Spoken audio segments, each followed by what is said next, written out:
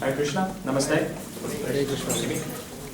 Thank you so much for attending this seminar here at Crow's Nest today. We're so grateful that so many people could come out on a Saturday when we could be doing so many other things to come and hear some good spiritual discussion by a very special guest. We've been sending out the flyers, and in the flyers you would notice that the program today is called Living in Shastra, Living through Shastra. And I know no one else that has, through their experience, shown of living through Shastra than His Holiness, our guest today, His Holiness Devamrita Swami. He's been across the ditch in New Zealand during the coronavirus crisis and the lockdown. And we're so grateful to have him here in Australia, in Sydney, to be able to speak to all of us.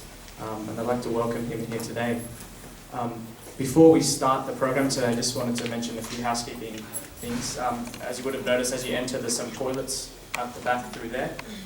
And at the conclusion of the talk, there'll be some food that's being offered over at where the tea was being served out, just over there behind there.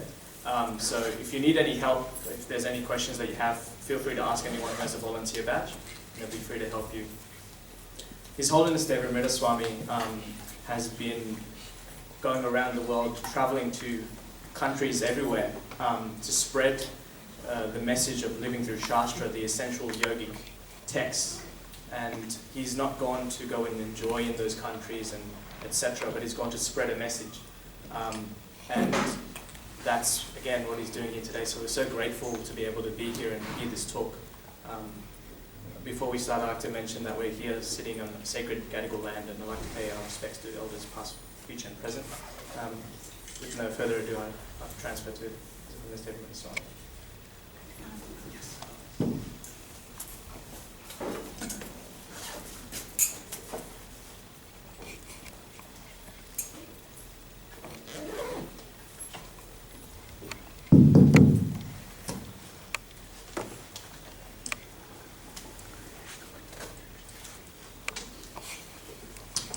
Jaya Radha Madhava Kunja Vihari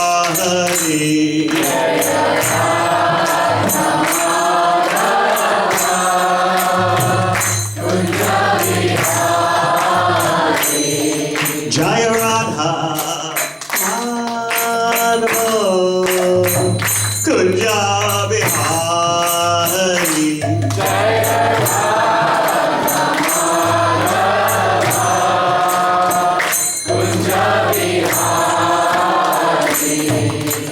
Gopi Janavallabha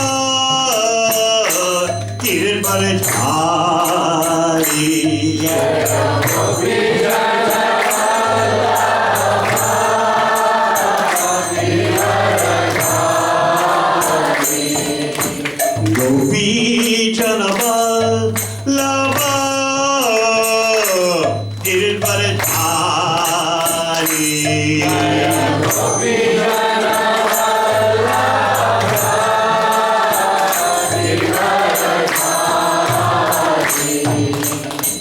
Yashoda Nandana Braja Jana Ranjana Yashoda Nandana Yashoda Nandana Braja Jana Ranjana Yashoda Nandana Yamuna Tira Vanachari Yamuna Tira Vanachari Yamuna Tira Vanachari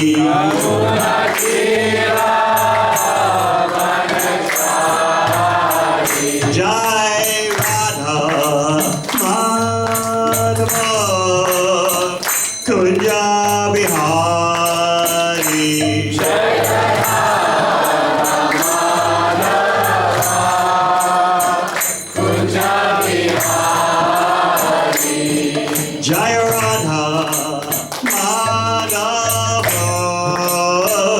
Kunja Bihari.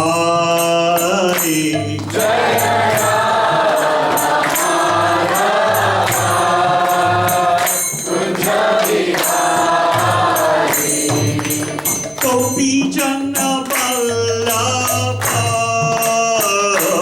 Kirpadhari. Jaya Gopi Jana Vallabha Kirpadhari. Jai Gopi Jana Vallabha Kirpadhari. Jaya Gopi Jana Vallabha Kirpadhari. Yashoda Nandana Braja Jana Ranjana. Yashoda Nandana Yashoda Nandana Braja Jana Ranjana.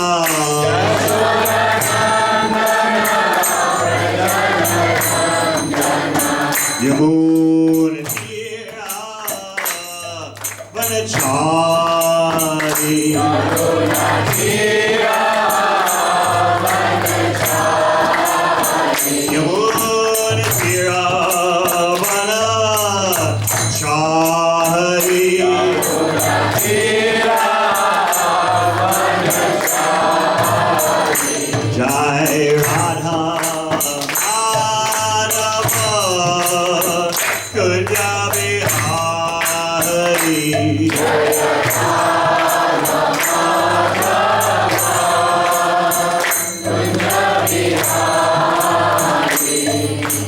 Hare Krishna, Hare Krishna, Krishna Krishna, Hare Hare, Hare Rama, Hare Rama,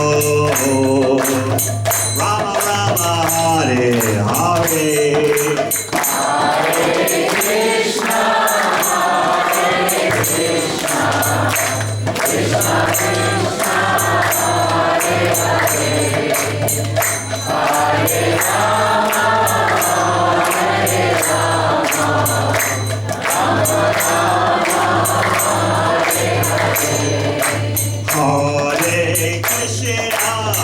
Hare Krishna, Krishna Krishna, Hare Hare, Hare Rama, Hare Rama, Rama Rama, Hare Hare. Hare Krishna, Hare Krishna, Krishna Krishna, Hare Hare, Hare Rama, Hare Rama, Rama Rama, Hare Hare. Hare Krishna, Hare Krishna, Krishna Krishna, Hare Hare, Hare Rama, Hare Rama, Rama Rama, Hare Hare. Hare Krishna, Hare Krishna, Krishna Krishna, Hare Hare, Hare Rama, Hare Rama, Rama Rama, Hare Hare. Jai Om Shvam Subhadra. Sto Jai Sisi Madhesi Bhakti Vedanta. Swami Maharaj Srila Prabhupada ki Jai Om Vishnu Bhavam Subhadra Jaya. Aspitara Sata Sisi Mad Bhakti Siddhanta Saraswati Thakur Prabhupada ki Go Premanande.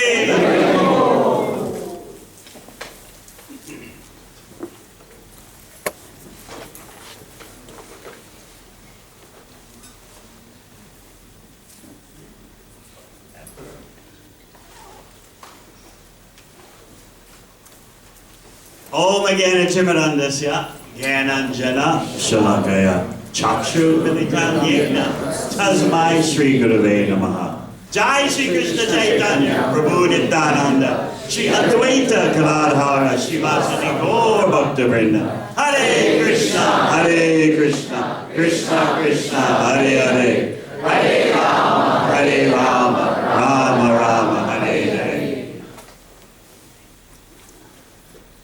We're discussing today living with the Shastra, living based on the Shastra, and how that brings about for you a life of nectar.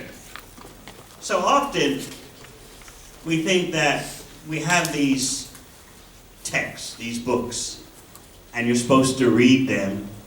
But meanwhile, you have this huge amusement park going on known as your life. And that amusement park involves work, family, school. And so, compared to that huge entertainment park or workplace, you have could seem in comparison, you have these tiny little shastras. So here you all are, 24/7, trying to cope with the so-called real world.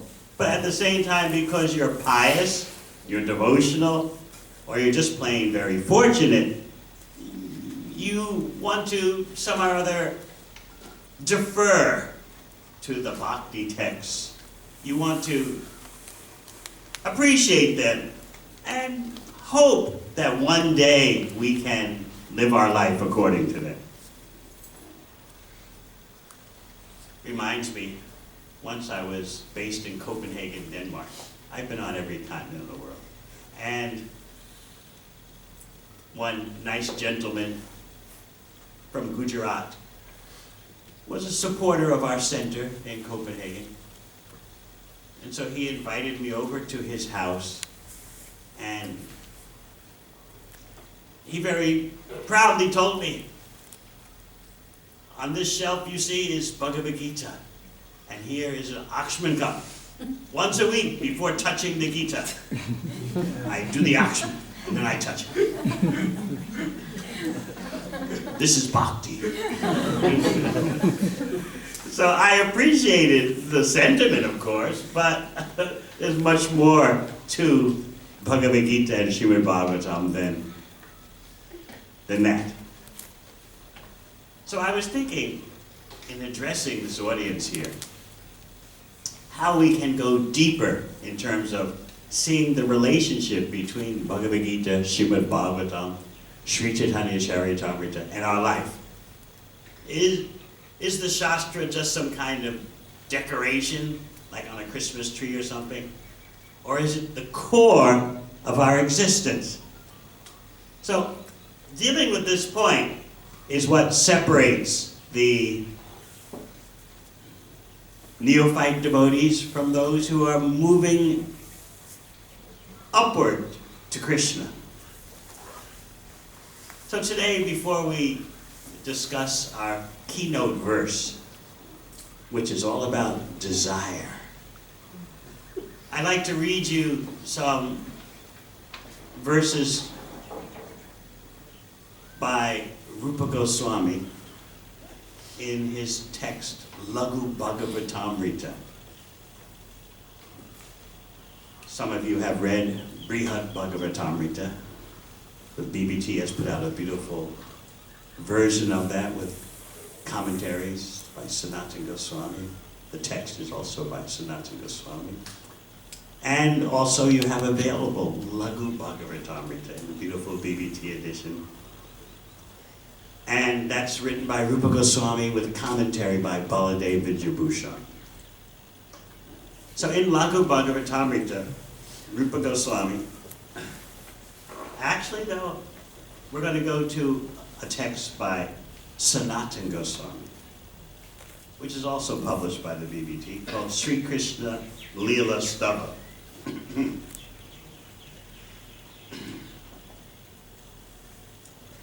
And there you'll hear his glorification of Srimad Bhagavatam. And it's going to sound so personal to you. And I hope you'll, upon hearing it, wonder, how can my relationship with Srimad Bhagavatam, Bhagavad Gita, Chaitanya Charitamrita approach such intimacy? Just like your dearest family member. So once we establish this, then we can deal with the controversial topic of desire. What to do about our desires? Is Krishna only for the pure bhaktas? And everyone else should be afraid of Krishna? How can we handle our desires in such a way that we don't feel we're jumping off a bridge into the unknown of pure bhakti? Shouldn't we have some desires for the present existence? And shouldn't we go through those desires and then we can approach Krishna? So all these questions always come to our mind. But as I said, first, let's hear from Sanatana Goswami from Sri Krishna Lila Stava. And this is a section of that text called Srimad Bhagavata Mahima Stotram, praise of the glories of Srimad Bhagavatam. Just 4 or 5 verses. Sarva Shastrabdi Piyusha Sarva Vedaika Satpala Sarva Siddhanta Ratnadya Sarva Lokaika Drikprada. O nectar from the ocean of all scriptures, singular fruit of all the Vedas, rich mine of the precious gems of all conclusive truths, you are the only giver of sight to all the worlds. Let's focus briefly on that last point. You are the only giver of sight to all the worlds. How many of you consider Bhagavad Gita, Srimad Bhagavatam, Chaitanya Charitamrita as your glasses, your eyeglasses, your lens for seeing through? Or is our ordinary sense perception the main thing in life, and the Shastra is kind of supplementary?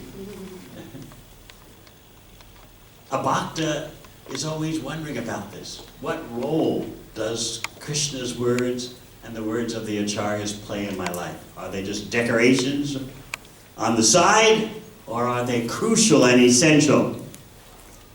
And so our advancement in this lifetime will so much be bound up with dealing with this point. How central a role does Bhagavad Gita and Srimad Bhagavatam, Chaitanya Charitamrita play in my daily existence? Because we have the tendency to consider the main stage of our life to be our material affairs. And often we're told that it's nice that you have spiritual desires, but those desires are they're for when you're 70 years old. Now is the time when you're in your 20s, 30s, 40s, 50s, even 60s. That's the time for economic expansion and building your dynasty. And then when your body is broken down and you're exhausted and dizzy and can't keep your balance and coughing up all the time, and that's the time for spiritual life. So we have those kind of conceptions, when actually, you may recall, Prahlad Maharaj in the 7th canto of Bhagavatam, speaking at 5 years old, saying, Komana acharit pragyo dharman bhagavataneha. The best time to begin your bhakti is when you're the youngest, when you're little. Of course, you should start from whatever point you understand the need, but it's best to start when you're younger. Whether you're 5 years old, 15 years old, 25 years old, don't put it off. But in order not to put off your bhakti, you have to realize its importance.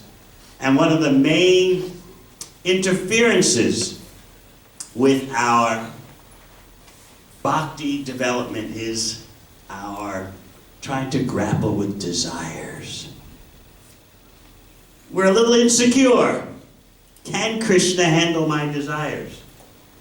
Or is the world of desire separate from the Shastra? So I offer all obeisances to the Shastra. I do the Akshman once a week on my hand, and I touch the Gita.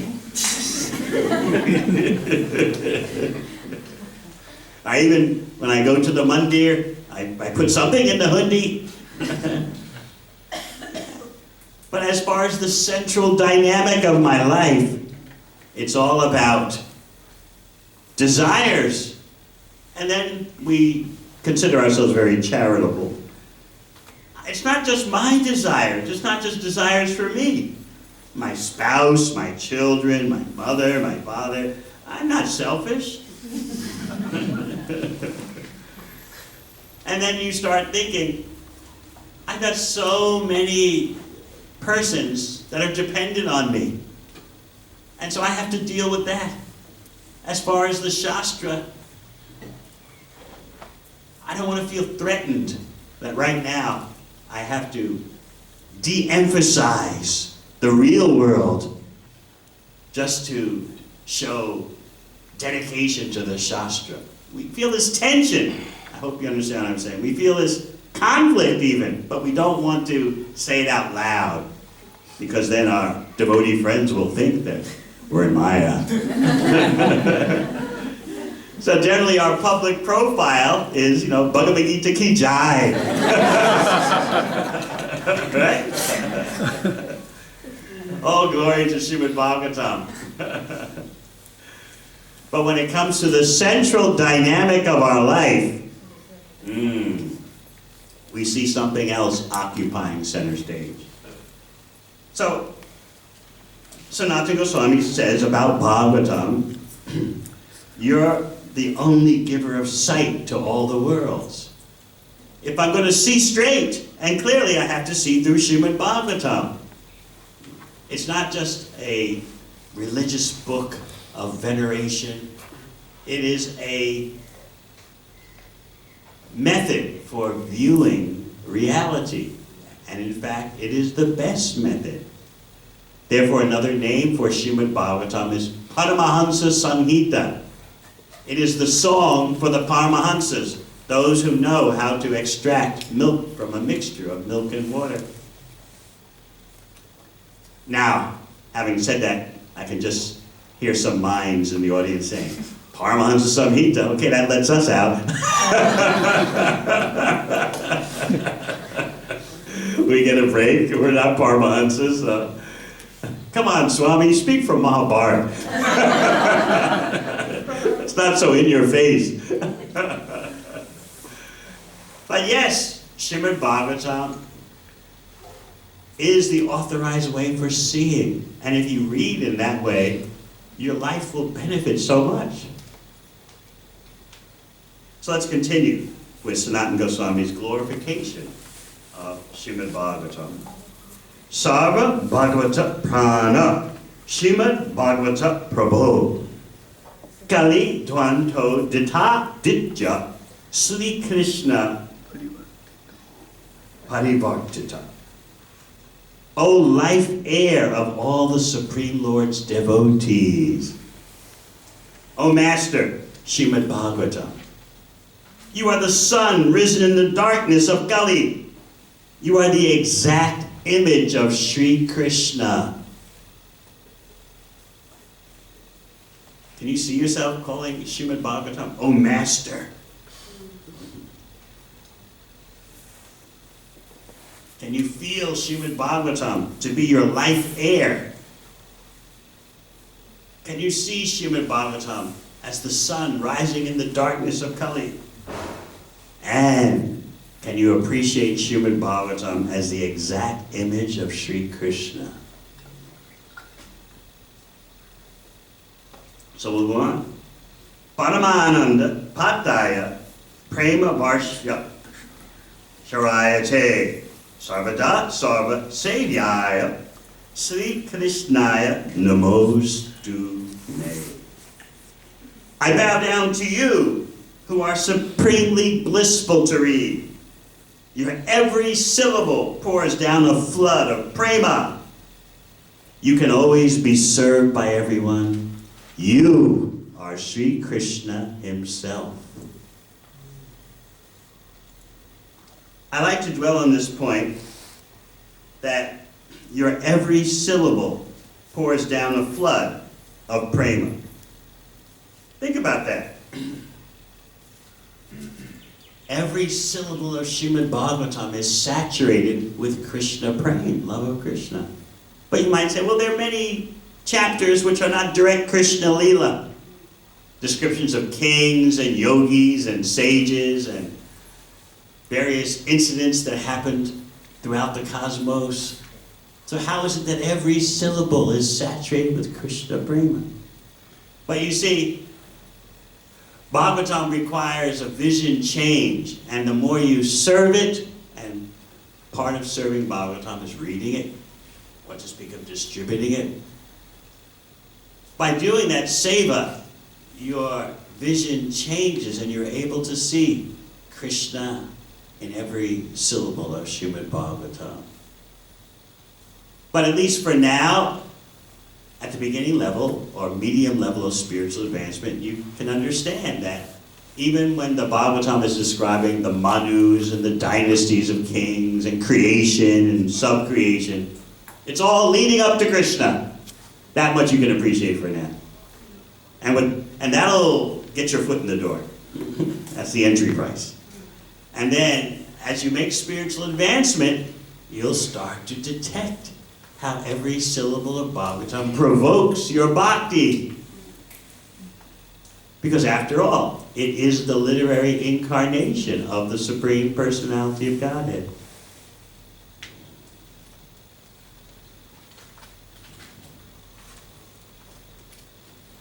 Many of you have heard the story of how I began my pursuit of Srimad Bhagavatam. To make a long story short, I was reading Prabhupada's books 4 hours a day for 6 months straight without ever attending a devotee gathering. Because I thought devotees were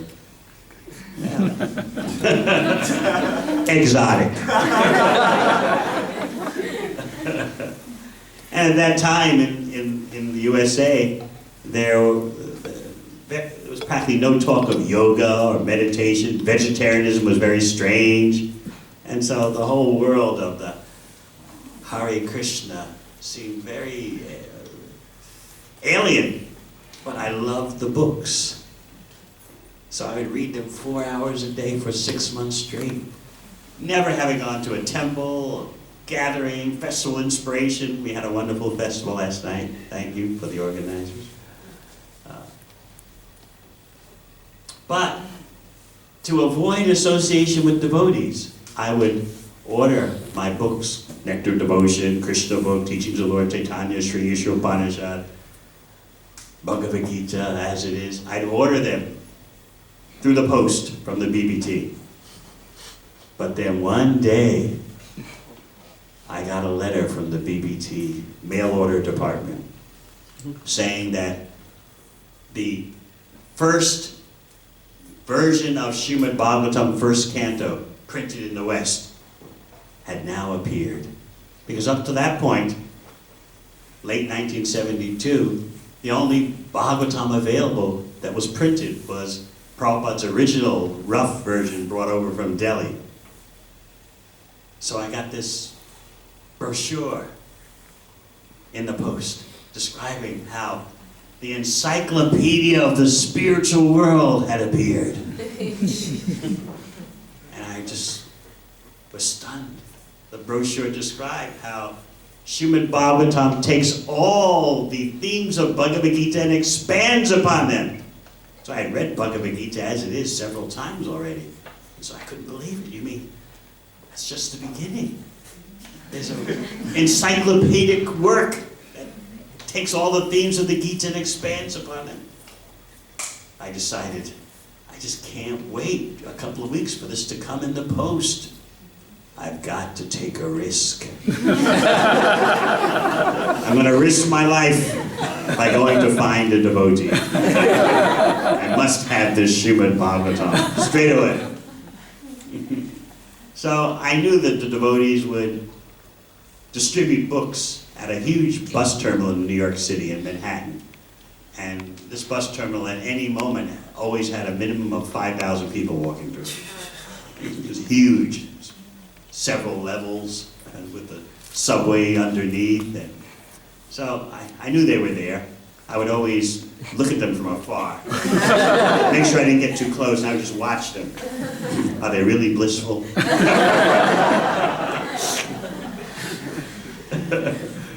So now I had to approach one to fulfill my quest. So there was one lady devotee in the middle of the bus terminal, thousands of people rushing back and forth.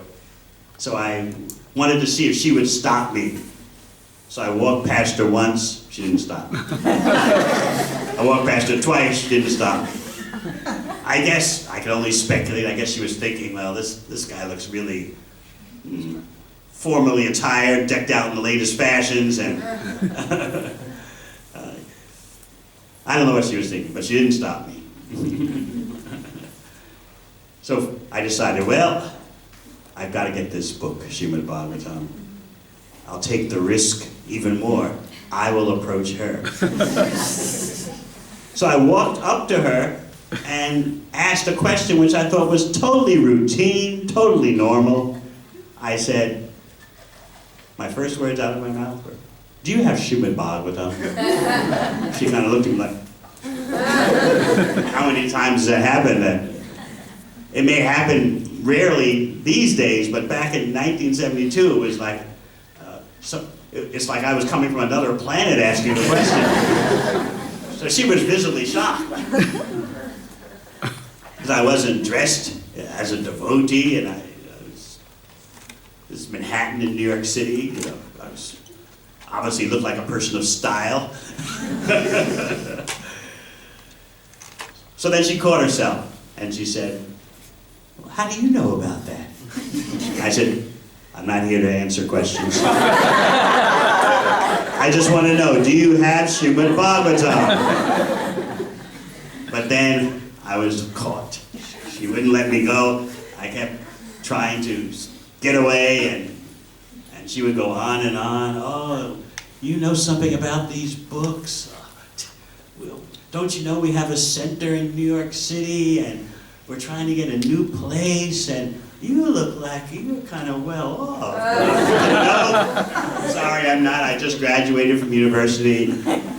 Don't have any money, which is a lie.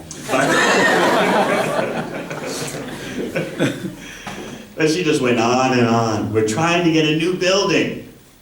Just like here in North Sydney, you have big plans for renovating that building, finally. And you have plans for building floors on top.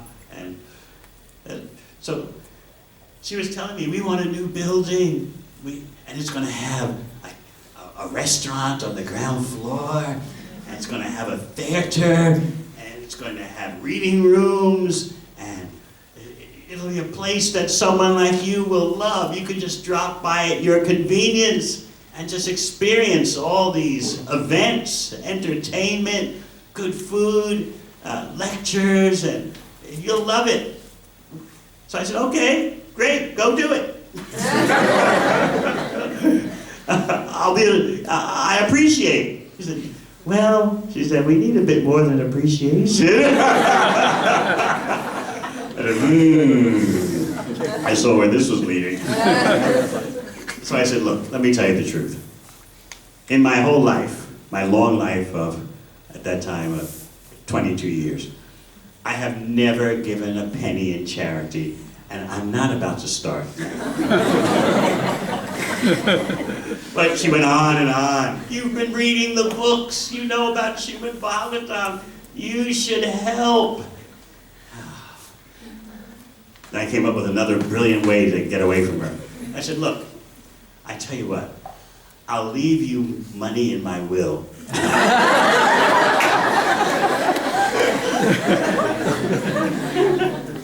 So she just looked at me and said, you don't even have a will, which is true. 22 has a will.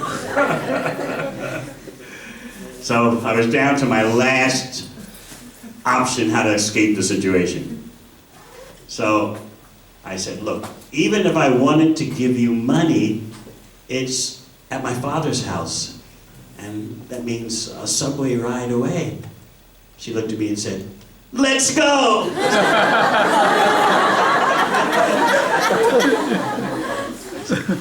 What have I gotten myself into? I just want Srimad Bhagavatam.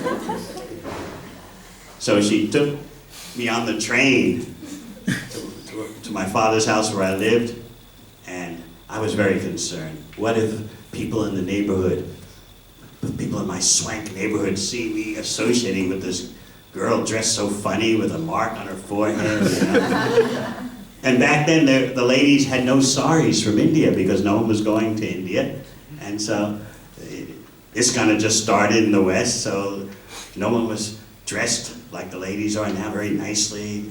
Silk saris, gold embroideries. Wasn't happening. What were the girls wearing? Pink bed sheets if they were single, and yellow bed sheets if they were married. And then if it was a little chilly, they had a gray hoodie, like, you know. Like someone wears for jogging. Everyone, male, female, married or not, wore these gray jogging hoodies. And so I was thinking, I can't let people in the neighborhood see me with such a girl. Now the truth is, in New York City, you don't know your neighbors. In the metropolitan area, there's 20 million people, you know. But still, I was thinking that way. All these tall apartment buildings around where I live, and people be looking out the window and seeing me with this strange girl. So anyway, we got to my father's house, and I told her, you wait down on the footpath. I'm taking the elevator up, and I'll come down with something. So I did that. While I was upstairs at my father's house, I wrote out a check, because I said, I'm going to make sure that she's not going to ask for anything more. So I'll write the check out up here, and then when I get downstairs in the lobby, I'll just give her the check, and that's the end of it. So I brought the check down, and in today's financial equivalent, I gave her a check for $5,000 US. She looked at me and said, thank you so much. I want 10,000. Oh, what is this? What is going on here? I couldn't convince her otherwise. She was so determined. You know the value of what we're doing. You've been reading all the books.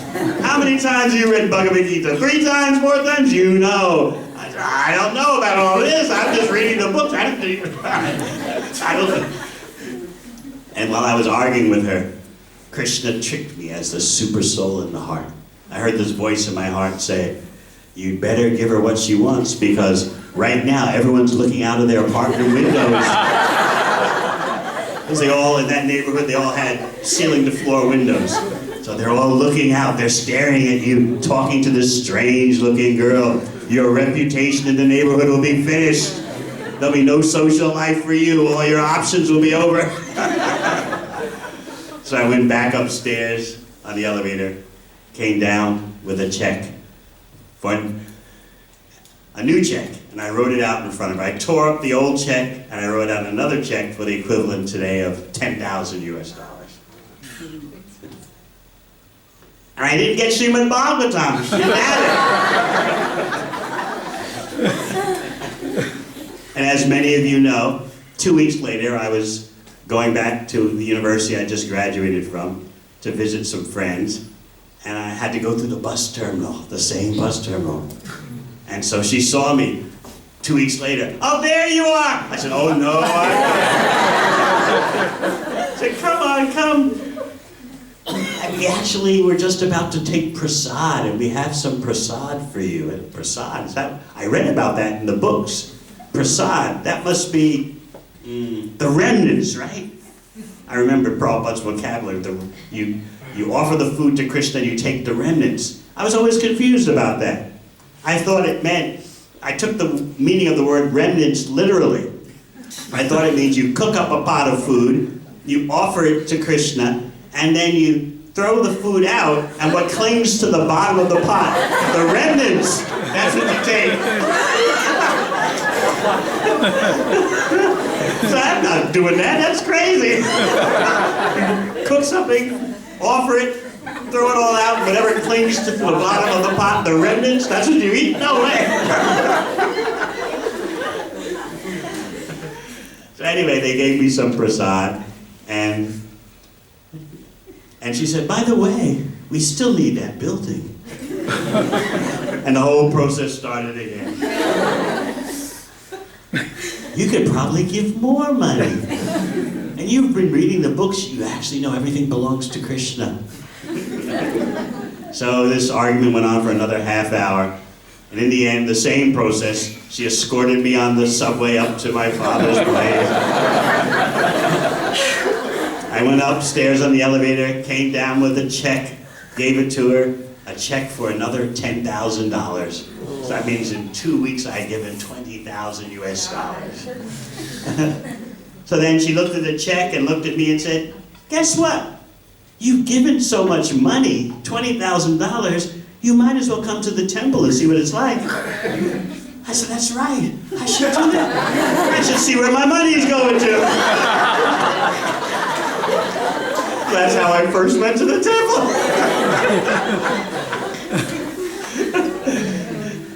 I first went to the temple after giving on the streets of New York $20,000. I was so desperate for Srimad Bhagavatam, but they didn't have it yet. I went to the temple and said, okay, where are the books? But they hadn't arrived yet. But what they did tell me was, you are now a life member. It's a life member, what's that? You can go to any of our centers in the world and stay there for free. So, wow, that's the first practical thing I've heard.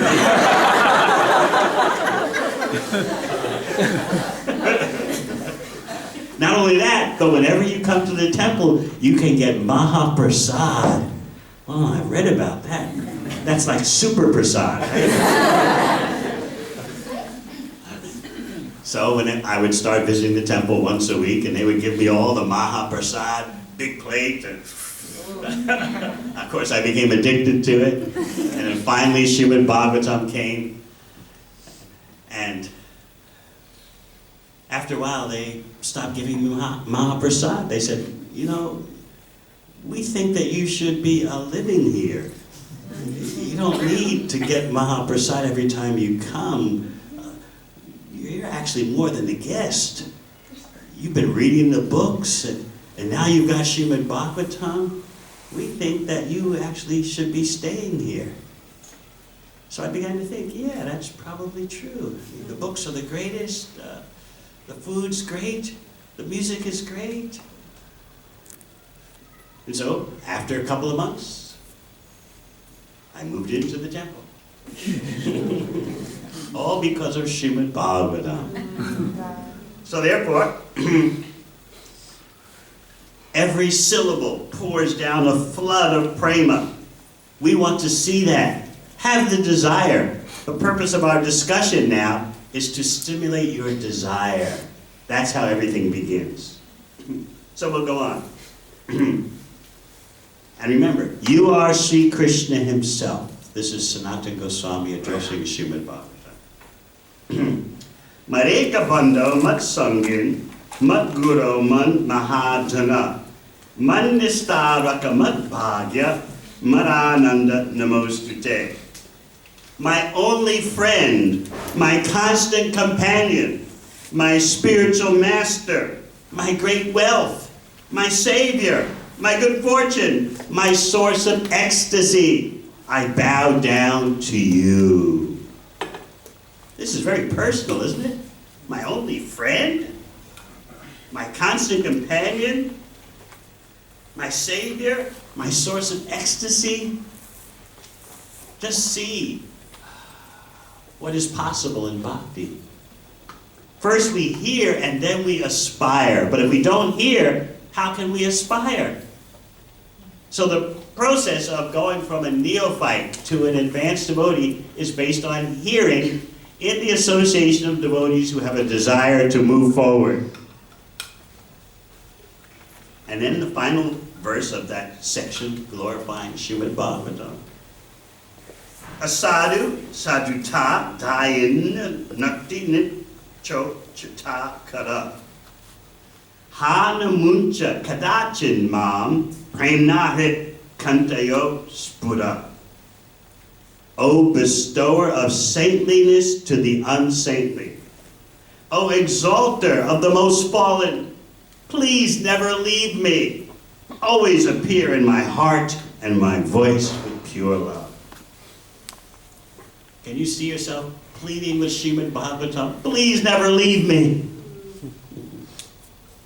So this is the intensity of a real devotee, and Sanatana Goswami is revealing that to us. So we spoke about desire and how bhakti takes desire full on. It directly grapples with the problem of desire and the potential of pure desire. So we're going to go to Srimad Bhagavatam, second canto, chapter 3,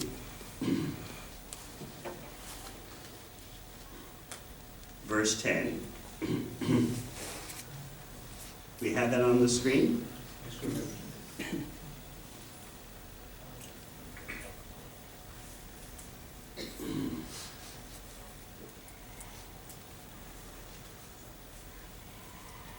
This is a very famous verse, and we're going to spend quite some time discussing this because it's so relevant to you. It simultaneously lets you relax, and at the same time it urges you onward. It shows you that Srimad Bhagavatam and Krishna know what they're doing in terms of the inner dynamics of your life.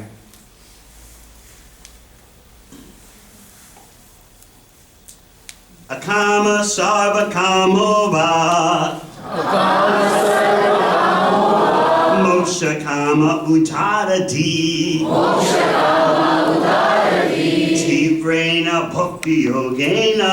Tivrena bhakti yogena. Yajeta purusham param. Yajeta purusham param. Akama sarva kamo va. Akama sarva kamo va.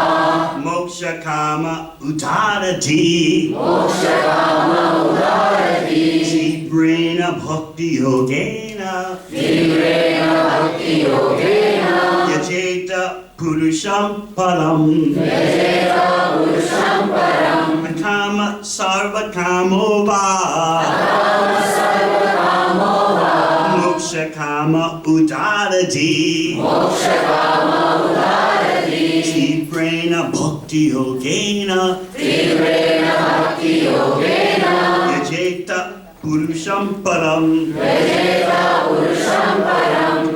Akama. Akama. One who has transcended all material desires. One who has transcended all material desires. Sarvakama. Sarvakama. One who has the sum total of material desires. One who has the sum total of material desires. Va. Either.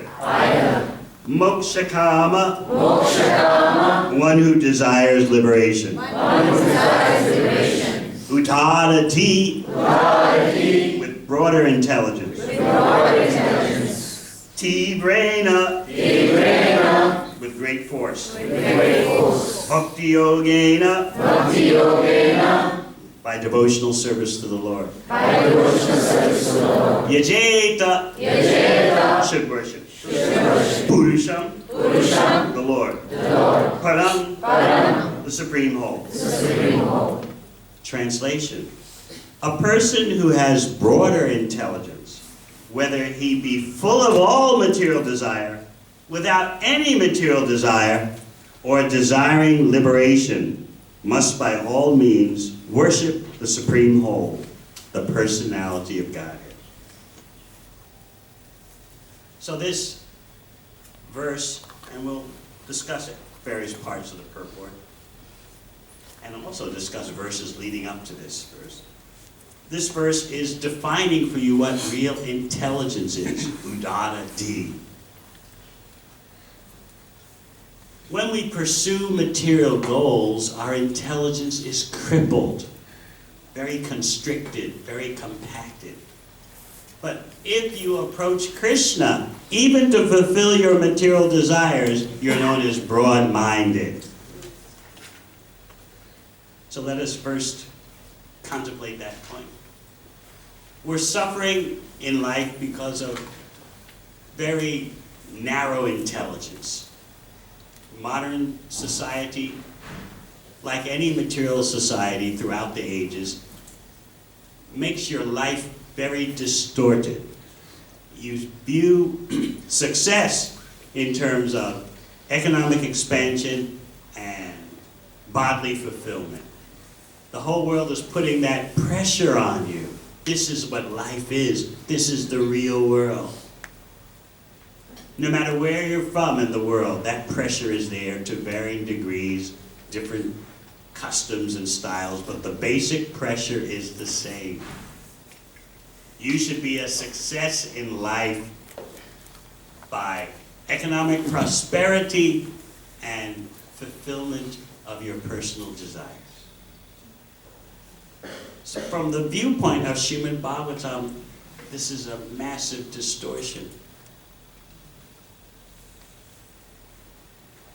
If we truly want broad intelligence, then even if we have material desires, we approach Krishna.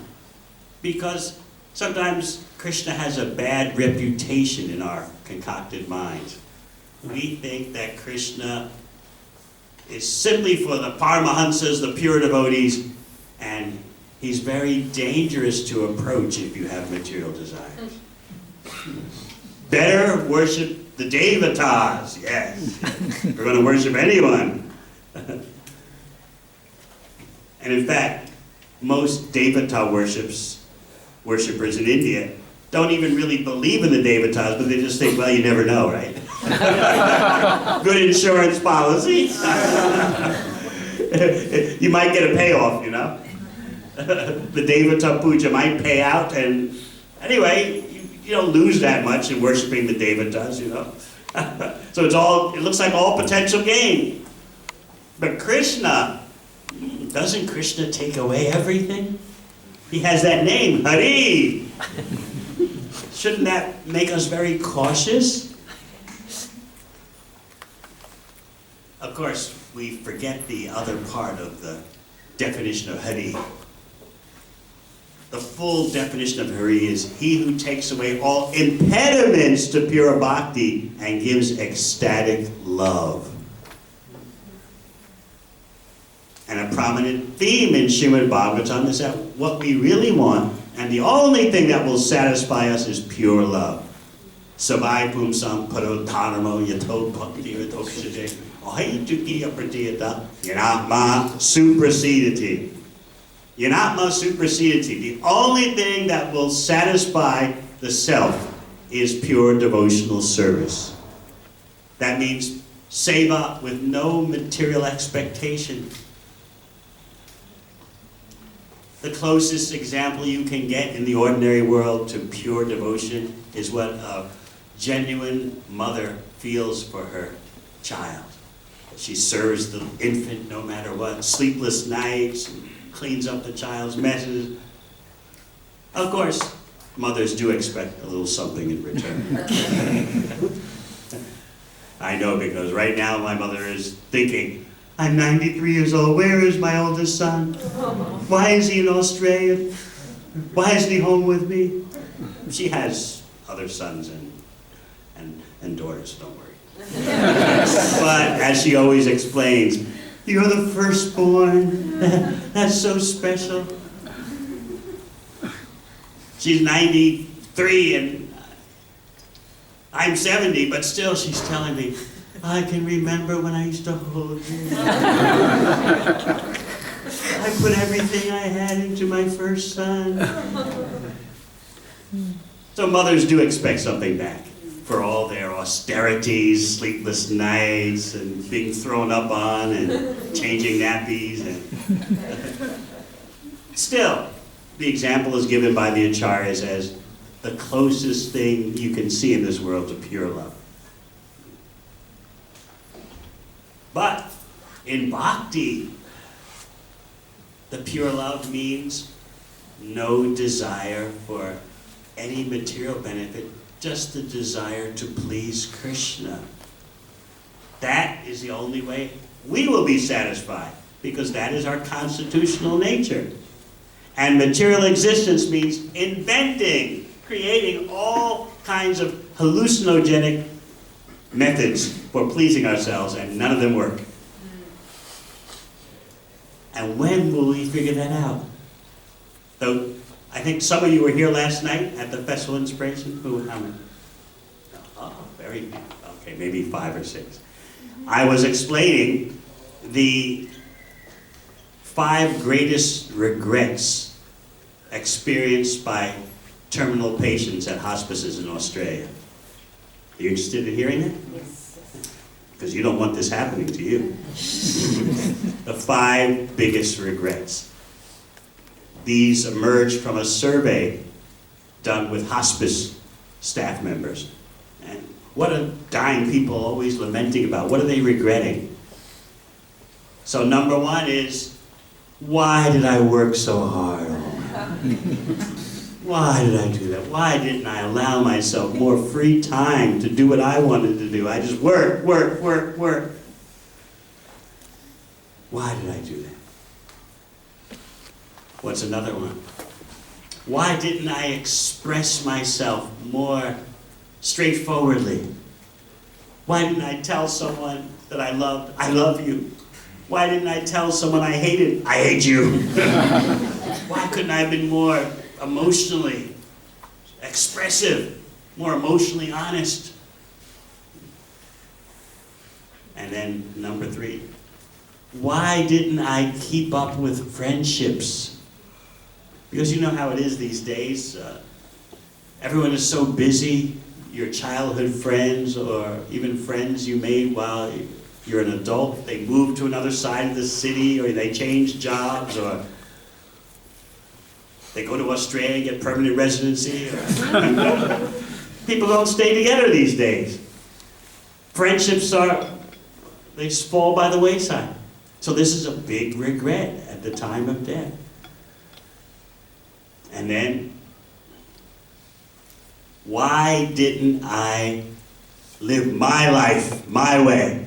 Why was I always conforming to someone else's expectations? Social expectations, family pressure, social pressure. My whole life was that. I didn't live for myself. Why did I do that?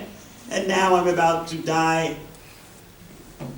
And the biggest one, number 5, why didn't I allow myself to be more happy? I didn't act for my happiness. I was busy taking on so many responsibilities and cares for others. But what about me? I never pursued my own happiness. So you don't want to give up your body with those kind of regrets. Oh, why didn't I listen to those lectures and seminars at the temple? Why didn't I engage in devotional service more? You don't want to have those regrets. So someone who understands Yenatma Suprasidati, that the only way the self can be satisfied is by pure devotional service, aspires for that goal. How can I be a giver to Krishna, not a taker? This is one prayer that came to me this morning.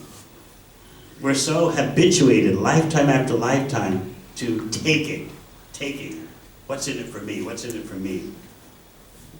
When will we transform that mentality to one of simply desiring to give to Krishna? Then sanity will finally start to dawn in our life.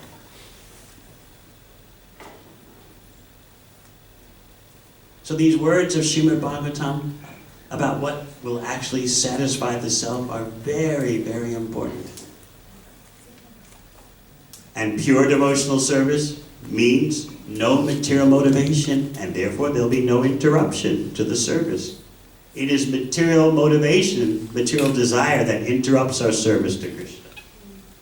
So now we're thinking, oh, but, sounds very good, but we're so far from that. Isn't there something more practical, something more expedient? Yes. Akamo sarva kamova. Whether you are full of material desires, sarva kama, free from all material desires,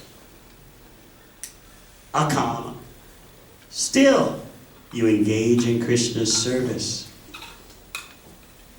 Because even if you have desires, material desires, you're still considered broad-minded and fortunate because you're approaching Krishna. So this chapter begins with other possibilities.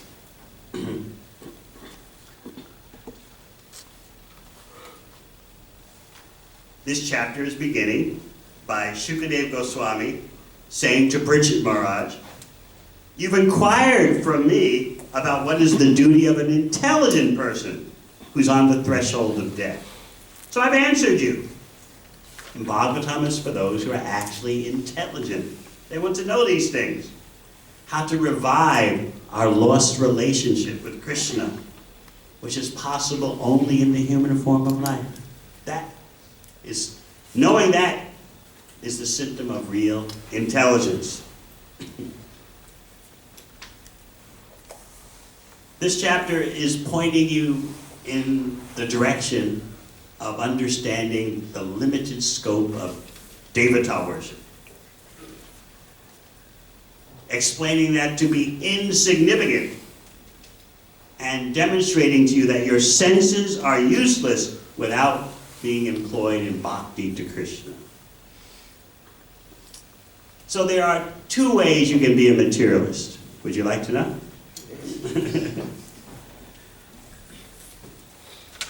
There's actually only one way. To be a genuine materialist means to worship the devatas for material benefit. In other words, it's a false compliment to call someone today a materialist because they're trying to fulfill their material desires without even acknowledging the devatas, what to speak of, the Supreme Personality Godhead. And you can see, in the course of their trying to fulfill their desires, separate from the Vedic system of worshiping the devatas, worshiping Krishna, in the course of doing that, they're destroying themselves and destroying the world, destroying their own environment, building weapons that will destroy the whole planet. Just last week, the Australian government announced they're going to spend $1 billion building a guided missile system because they have to line up with the US, who's spending $1 trillion to upgrade its nuclear arsenal. And then simultaneously last week, the UK says, we're not reducing our nuclear arsenal, we're going to increase it. Everyone is spending money on things that can destroy the whole world. So if we call them materialists, this is a great honor. Devata worshippers know how to properly get temporary enjoyment without destroying the whole planet. We call them less intelligent because they're simply caught up with temporary enjoyment. But at least they know the authorized way to get temporary enjoyment. Still, Krishna calls them fools. Their intelligence is distorted by lust. They can't perceive that they're going through all this worship for such temporary achievements. And actually, all those achievements come from Krishna. He's the one who's actually bestowing all this. But the Devata worshippers are going to minor persons in the council, in the city, North City Council. You go to some minor person who's got a little desk near the front door and try to bribe that person. And you're ignoring the mayor, for example. You're ignoring the premier. You're ignoring the prime minister. So this is why in Bhagavad Gita, Krishna says Devata worship is unauthorized in terms of being irregular. The authorized way of worshiping the Devatas is to see them as parts of Krishna. Then such persons can make some spiritual advancement. But if you just ignore the root, you just ignore Krishna and try to bribe the Devatas, this is not very good. But at least you accept the Vedas in some way, that there are higher personalities in charge of various aspects of existence. At least you accept that. And because you have some leaning toward accepting the Vedic knowledge, some good fortune may be able to come to you, because someone will come along and tell you, by the way, Krishna is the origin. He's the Adi Dev. He's the original Deva. So you have a choice to be a real materialist or a pseudo perverted, distorted materialist. So whenever you think to call someone today a materialist, you're actually giving them an unnecessary honor. You're assuming that they know how to live a material life that doesn't damage themselves, doesn't damage the world, damage others. Even though they're pursuing temporary enjoyment, they know how to do it in such a way that doesn't rip everything up. And that is not the case. So be hesitant to call someone today a materialist. Genuine materialist is a Devata worshiper. And we'll hear about that. There's a whole list given in this beginning of the 3rd chapter of 2nd Canon. Such a long list. One who desires this, one who should worship Indra, one who desires that should worship the Prajapatis, one who desires another thing should worship Durga Devi. A long list. Should I read you some of the very attractive ones?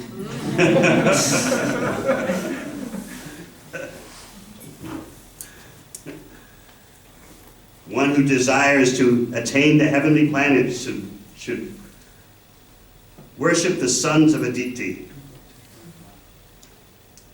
One who desires good fortune should worship Durga Devi. One who desires good progeny should worship the Prajapatis. Okay, you ready? You want obedient sons and nice daughters, then you have to worship the Prajapati. One who wants to be absorbed in the impersonal Brahmajyoti effulgence should worship Lord Brahma or Brihaspati. One who desires powerful reproduction should worship Indra. Long list here. One who desires a long span of life should worship the Devatas known as the Ashwini Kumaras.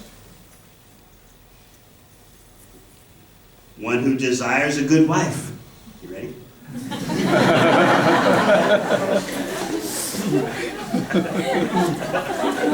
Arranging for your quota already.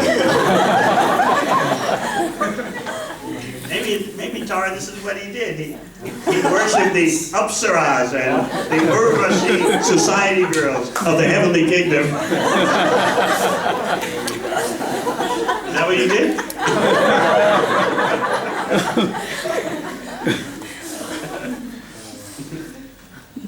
One who desires domination over others should worship Lord Brahma, the head of the universe. So you want to be CEO? Then you worship Brahma. Brahma is the CEO of the universe. One who desires a good bank balance. Ooh. Should worship the demigod Varuna.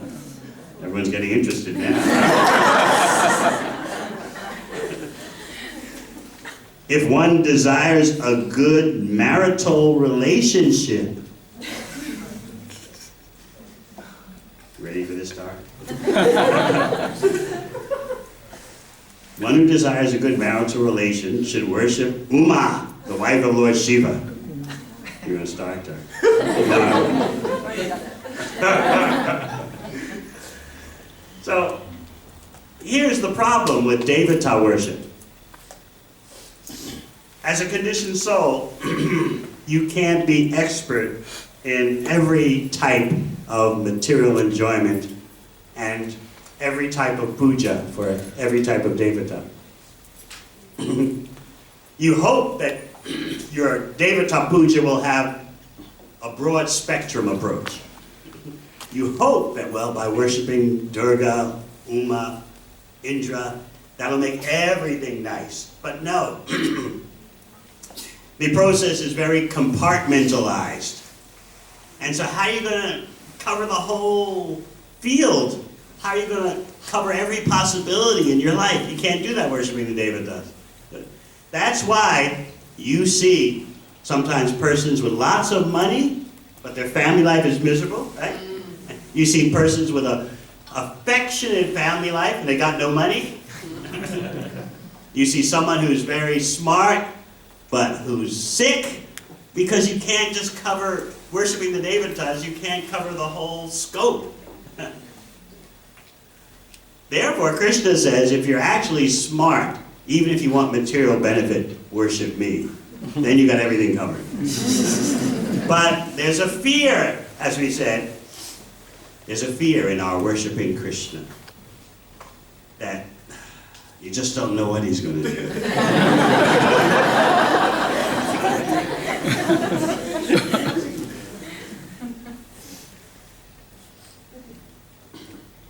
So please remember this inbuilt problem in dealing with the devatas. You can't approach a devata and have all aspects of your desires covered, because they're not the root of existence. But Krishna is the root.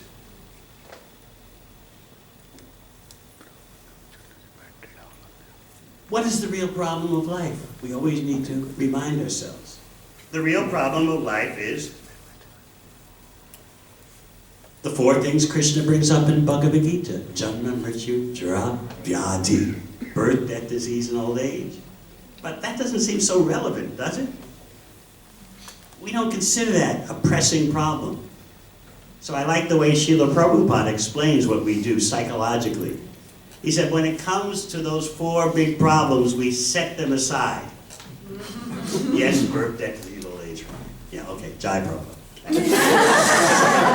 Put that over to the side, and now I need more money, I need promotion, I need an obedient spouse, I need nice children, I need a bigger house, I need more properties.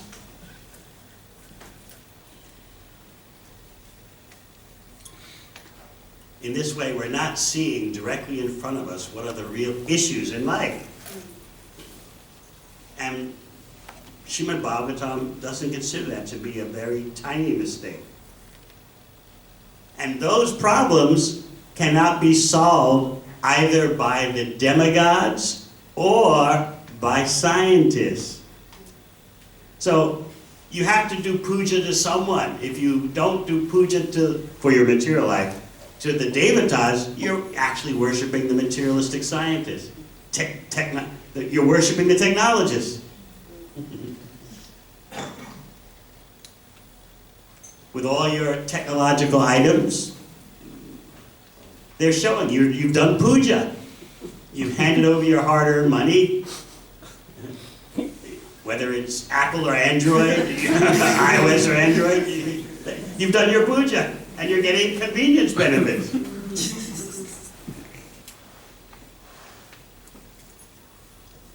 So whether you are worshiping the Devatas or worshiping by your money, materialistic technologists, still you're not dealing with the four main problems in life. Therefore, the Bhagavatam's verdict is not intelligent.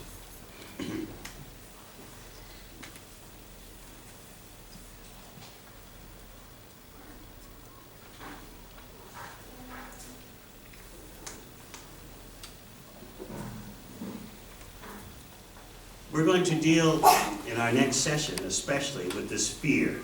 And once you understand this, you'll be peaceful in your devotional service.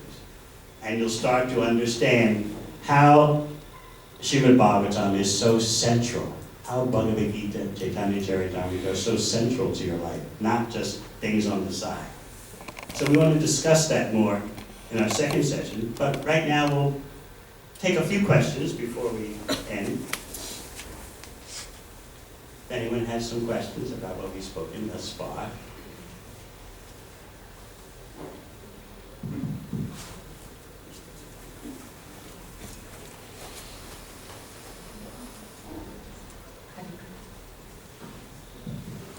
Krishna Guru Maharaj. Hare Krishna Guru Maharaj. I have one question regarding our desire. I don't know what to be. Speak louder, please. Yeah. You had one question about desires. Yes, Guru Maharaj. I have a question about desires, and this could be a question for probably everybody, or I don't know if I'm probably going a little beyond what I should be asking or should wait for the session, I don't know, but when we talk about, when we start working through the life of bhakti, we're always torn apart between two things. Whether we should follow bhakti and not be materialistic, I don't know that any other word that would suit materialistic, but with the definition that you've given us now. But we're always torn apart between our day-to-day lives and our spiritual life, where we want to progress spiritually. For instance, we're in a devotee association. We know what we want from the devotee association in terms of our desire to grow in bhakti. But as soon as we go back into our day-to-day lives, we're again surrounded by the other form of the society which is completely away from Krishna and trying to tear apart between what's right and what's wrong. So this is a constant struggle, at least a person like me would probably go through every day, Guru Maharaj. So how do we actually look into it? How do we actually, I'm not asking resolution is probably a very big word, but at least how do we deal with it? There is resolution. There is an easy way to deal with this. Make your home Krishna-centered. Make it your bhakti fortress. Home is not just a place where you eat, sleep, produce children. Home is a place of being your sacred space. So the more you Krishna-ize your home, the more you won't feel this dichotomy, this split between your devotional life and your material life. So that's number one. Make your home a sacred place, a sacred space. Have a nice morning program every morning. That means you can't stay up all night doing social media or watching television or whatever. People still watch television anymore? No. Netflix! Free Netflix.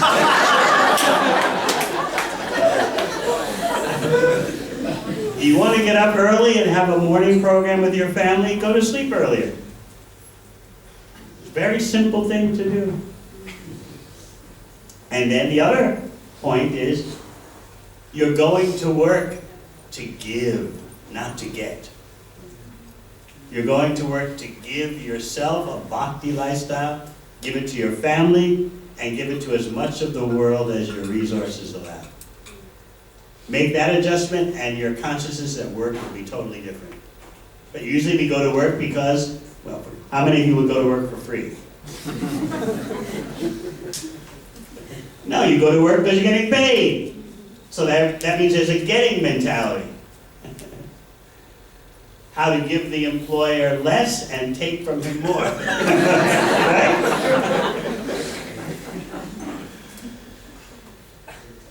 But if you're going to work as yajna, as sacrifice, yajna by Vishnu, sacrifice for Vishnu, that means you're thinking, what I'm paid is Krishna's resources, and those resources are meant for giving me a bhakti lifestyle. You have to live somewhere, you have a roof over your head, prasad on the table, how to give it to my family, and then what about the rest of the world? If you're a billionaire, you can do so much for helping others to be Krishna conscious. So in this way, your mentality will change completely. You're thinking, if they're children, how to raise the children in bhakti. They may, in their teenage years, rebel, they may not, but you have your responsibility. You're doing yajna. You're trying to please Krishna by raising the children in a certain way. You may not see the results until the children are 50 or 60. You don't know how things are going to turn out. I often tell the story. I'll get a little late here. Tell the story of one of my godbrothers. His son was rebellious in his teenage years. And the parents just considered that he's not going to be a devotee. He's doing the things that other teenagers do. And so anyway, we'll arrange that he goes to the university, and at least we'll take care of his material situation. So their son didn't tell them while he was at the university he was attending bhakti clubs. But he wouldn't tell his parents that because, he had to do things his way. So the parents just assumed he's doing like all the other young people are doing at the university, partying and girls and herbs and all that kind of stuff. So then he graduated. So his father called him in and said, "All right, son, you've finished university now. What will be your next step?" And then the boy said something that astonished the father. The father was a lawyer. He's done many court cases for his son. And so the son said, "Dad, I think I want to be a brahmachari."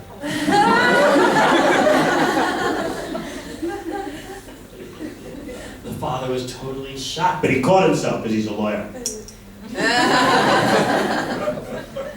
"Son, if that's your decision, now your mother and I don't want to force anything on you. We want you to live according to your decision." I said, "Yes, Dad, I want to be a brahmachari." "Okay, son, you've thought about this. Your mother and I will support whatever you choose." The father went on and on like that. And the son convinced him, "Yes, this is what I want to do." Then as soon as the son left the room, the father gets on the phone to his godbrother, "Haribol! Great, family life is successful." And his son's an initiated devotee. So sometimes you don't know how it's going to turn out,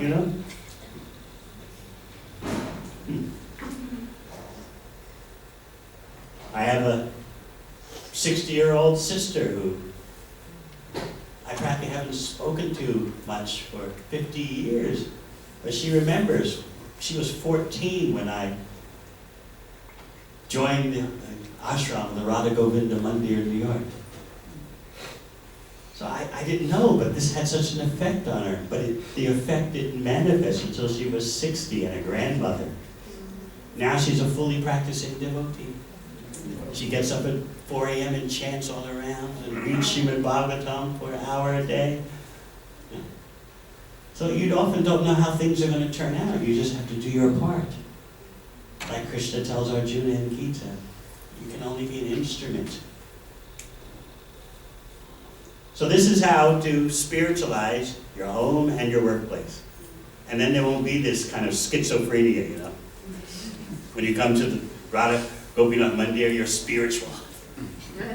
Jai Shri Krishna. And then when you go home and to work, it's something else.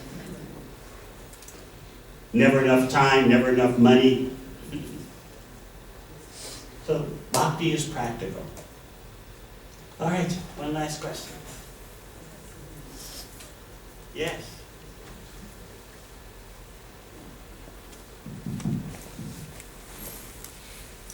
Hare Krishna Maharaj. Just a little question from your book Bhakti Bhava, which is also relating to today's topic. In the book you said that we always only have two choices in life. Either you choose Krishna or you choose Maya. How do we practically apply that in our everyday life when we have constantly so many choices to make? And you sincerely want to please Krishna through every step. How do we nail that in our head to choose Krishna all the time? As you say, there's so many choices you can make in your family life, your work life. You're thinking all the time, what's the best choice for Krishna's pleasure, for Krishna's purposes? Arjuna wasn't doing that in chapter 1 of the Bhagavad Gita. He wasn't thinking of what's best for Krishna's pleasure. He's simply thinking, how am I going to celebrate a victory if everyone I know is dead? This is not good for me. If I win, I'm miserable. If I lose, I'm miserable. He wasn't thinking of how to please Krishna. But then, of course, Krishna gave him instruction. Arjuna was willing to receive that instruction. And Bhagavad Gita ends in a different way. Nashta moha smitir labda kadasye vachanam java. My illusion is now gone. I'll act according to your instruction. So all you have to do is constantly think. If I do this, is that better for Krishna? If I do that, is it better? That's sincerity. And Krishna's in your heart. He'll help you. Okay? Thank you very much.